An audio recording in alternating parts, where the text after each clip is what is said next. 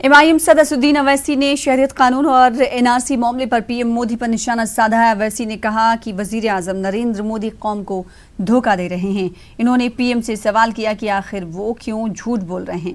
अवैसी ने कहा, मुझे ये समझ नहीं आ रहा कि क्या पीएम मोदी सच बोल रहे हैं या अमित शाह झूठ बोल रहे हैं। अवैसी ने यह भी कहा कि एक जगह पीएम मोदी एक बात करते हैं तो दूसरी जगह दूसरी। अवैसी ने शहरियत तरमीमी कानून की मुखालिफत करते हुए कहा कि ये मुल्क आइन के खिलाफ है और इससे मुल्क के आइन को ख़तरा है। ये कानून मुल्क के आइन के खिलाफ है और इससे मुल्क के आइन को ख़तरा है।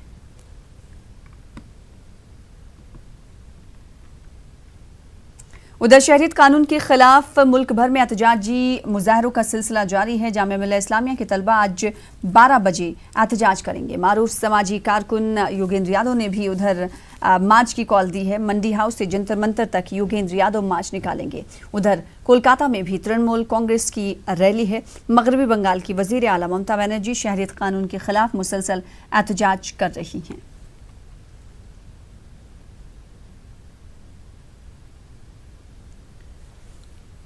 शहरियत कानून के खिलाफ एहतजाजी मुजाहरे